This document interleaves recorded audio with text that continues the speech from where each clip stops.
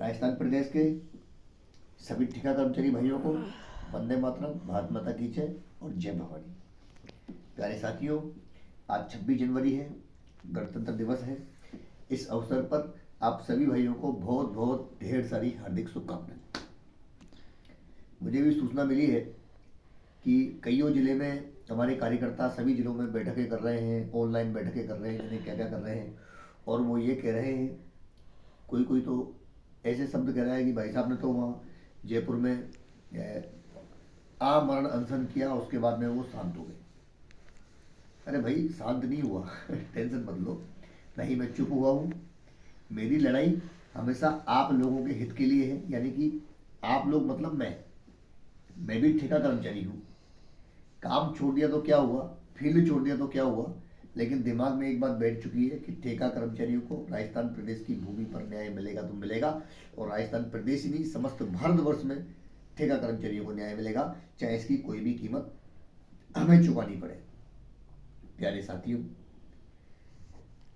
पिछले 1 महीने से लगातार अब रावत भाटा जो मेरा गृह निवास है, जहाँ मैं रहता हूँ, यहाँ पे ये कंडीशन चल रही है कि पिछले 1 महीने से लगातार यहाँ पे हम लोग लड़ रहे हैं। मैं हूँ, हमारे माननीय महामंत्री कालूराम जी गर्ग हैं, और भी कार्यकर्ता हमारे साथ में हैं। रावत भाटा के लोग जो मेरे साथ में रहते थे वो ये कहते थे कि भाई साहब, आप पूरे प्रदेश में जा के लड़ाई लड़ रहे हो और आपका खुद का घर सुरक्षित नहीं है। मैंने कहा कि हाँ, वास्तव में नहीं है। उन्होंने कहा नहीं भाई साहब, पहले तो इस घर में पूरी व्यवस्था ठीक करो।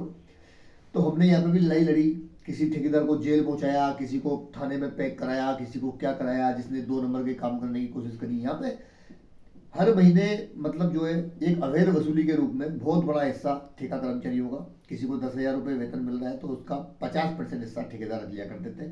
और ऐसी बातों पर हम लोगों ने यहाँ एक लड़ाई लड़ी, बहुत लंबे टाइम से लड़ाई हमारी यहाँ चल रही थी। यहाँ के भाइयों ने विश्वास किया, हमने लड़ी। हमारे एमएलए साहब जो माननीय धाकड़ साहब हैं, उन्होंने पूरा सहयोग किया। उन्होंने भी बार बार प्रशासन को फोन किया और लगभग वो मुद्दा समाप्त है, यानी कि रावत भाटा में 90 से 95% वो मुद्दा समाप्त है। कभी मतलब इस टाइप के प्रेशर भी है कि मतलब मैं क्या बताऊँ आपको, मेंटली डिस्टर्ब। आपकी लड़ाई इतनी भयंकर है कि मेरे जैसा नॉर्मल आदमी दिमाग से डिस्टर्ब भी हो सकता है। हम दिमाग से मैं डिस्टर्ब भी हुआ, वापस ठीक भी हुआ, और वो सारी बातें हैं। लेकिन आप प्रदेश के कर्मचारी, मेरी जो प्रदेश की कार्य समितियां हैं, जिनके ऊपर मुझे बहुत गर्व है, बहुत घमंड है मुझे कि मैं राजस्थान प्रदेश का प्रदेश अध्यक्ष हूँ। मुझे बहुत घमंड है आप लोगों के ऊपर कि आप हर जिले के अंदर एक मजबूती के साथ अपने भाई के साथ खड़े हो, ज्योति सोगरमल के साथ खड़े हो, अपने बड़े भाई के साथ खड़े हो, छोटे भाई के साथ, जो भी आप मानते हैं। आप लोग ऐसा कहोगे तो कैसे काम चलेगा। रावत भाटा है, मेरा घर है, घर में स्वच्छता जरूरी है। यहाँ स्वच्छता हो चुकी है लगभग, और ये अब होती रहेगी। आप लोगों के लिए लड़ाई सबसे पहले चालू करी, 5 साल से लड़ते हुए आए थे। सरकार गहलोत सरकार थी, उस समय भी लड़े थे। आपने मांग करी कि भाई साहब आम मरण अनशन करना पड़ेगा, तो ज्योत सिंह सोगरवाल आम मरण अनशन पर भी बैठा। मेरे साथ हमारे भरतपुर के डीक के शिव सिंह जी रावत भी थे, वो भी बैठे। उनको तो शायद बेहोशी भी आ गई थी जिस टाइम जूस पिलाया था। अरे तो भाई साहब, आप लोग थोड़ा धैर्य रखो। जनवरी का महीना है, 22 तारीख है, राम जी का मंदिर बना है, तो राम राज्य भी आएगा। राम जी का मंदिर बड़ी मुश्किल से बना है। और मैं एक बात बताऊं, राजस्थान प्रदेश में राम राज्य केवल हमारी टीम के द्वारा आएगा। क्यों? क्योंकि राजस्थान प्रदेश में काम करने वाला ठेका कर्मचारी जो है, वो हमारे साथ आत्मा से जुड़ा हुआ है। उनको पता है कि हमने कौन कौन से कदम उठाए।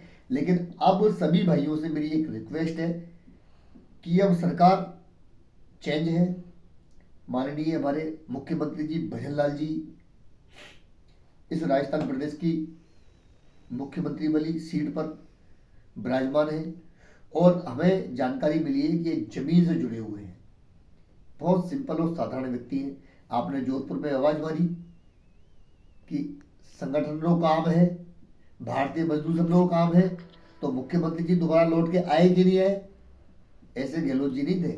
हम लोग खूब लगातार लड़े, सब कुछ करें, तो मुख्यमंत्री जी वो हमारा काम कर रहे हैं। और मैं आपको बताऊं कि क्या क्या काम कर रहे हैं। अभी पूरे प्रदेश में चहलकदमी मची हुई है, बोले ये तो ठेका कर्मचारी को काम से बाहर निकाल रहे हैं, ये कर रहे हैं, वो कर रहे हैं। तो मैं आपको एक बात बताऊं, वो किसी भी ठेका कर्मचारियों को बाहर नहीं निकाल रहे हैं। मुख्यमंत्री जी ने और प्रदेश की सरकार ने एक ऐसा नियम निकाला है कि जो आदमी 60 साल के बाद में रिटायरमेंट हो जाता है वो भी आप लोगों की जगह पर संविदा कर्मी में काम करता है। क्यों करोगे भाई? 60 साल तक आपने 1.5 रुपए कमाया, 50-50 हज़ार रुपए कमाए, 30-30 हज़ार रुपए महीने कमाए। 60 साल के बाद भी आप जो ठेका कर्मचारी है उनकी नौकरी आप खा रहे हो। सबसे पहले तो उन्होंने, माननीय मुख्यमंत्री जी ने उन लोगों को घर बैठा दिया। गलत काम किया क्या? ये सब सवालों का जवाब आप ही दोगे। मेरी नजर में कोई गलत काम नहीं किया। जो आदमी सरकारी नौकरी से रिटायरमेंट हुआ है उसके बावजूद भी संविदा कर्मी के रूप में काम कर रहा है, ऐसे आदमी को उन्होंने घर बैठा दिया। तो कोई बुराई वाला काम नहीं किया, कोई गलत काम नहीं किया। उसके अलावा आप बोलोगे कि यार भाई साहब हमें तो वो अधिकार मिल नहीं रहा, वो RLHDC कंपनी ऐसे बना दी और वो बना दी। तो मैं आपको बताऊं कि RLHDC कंपनी ना वो खुद एक ठेका पड़ता है। 5 साल के ऐसे बॉन्ड पे आपको लिया जाएगा और 5 साल के बाद में वापस वही धोखाधड़ी और वही फर्जी वाला नहीं। उसके बाद में आप बोलोगे कि RLHDC कंपनी जो है ना भाई साहब उसकी दोबारा मांग उठाओ। वो मांग क्यों उठावे? हम यो बोलते हैं कि राजस्थान प्रदेश में काम करने वाला ठेका कर्मचारी जो है, जो अनुभवशील है और अपनी शैक्षणिक योग्यता रखता है, उस आदमी को या तो स्थायी नौकरी दी जाए अपने अपने फील्ड में, अपने अपने क्षेत्र में। अगर शैक्षणिक योग्यता रखने के साथ साथ में या इनको स्थायी करने के लिए कोई सरकार को दिक्कत आ रही है तो 21,000 रुपये महीने की पेमेंट कर दो। कौन सी दिक्कत है भाई? अब तुम RLHDC कंपनी बनाओ या कोई भी बनाओ, हम थोड़ी जानते हैं। आप हमारे कर्मचारी को ठेके में रखो या किसी में रखो, हम थोड़ी जानते हैं। हमने बोला कि हमें सामाजिक सुरक्षा चाहिए, हमारे कर्मचारी को कोई भी उठा के यहाँ से निकाल के फेंक देता है, वो कर देता है, इससे बचाव चाहिए। फालतू की राजनीति नहीं। आप ठेका कर्मचारी हो, मेरे भाई हो, मैं आपका भाई हूं, आपने हर जगह मेरा साथ दिया है। मैं अभी भी कहूंगा कि आप इस लड़ाई में भी मेरा साथ दो। RLHDC कंपनी ही क्यों, क्या दूसरी कंपनी नहीं हो सकती?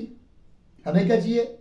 हमें हमारा काम चाहिए। हमें हमारा जो हम काम करते हैं, जो अपना 100% दे रहे हैं, जो सरकारी कर्मचारी भी नहीं कर पा रहे हैं वो काम हम कर रहे हैं, हमें उसका पूरा वेतन चाहिए। समान काम समान वेतन।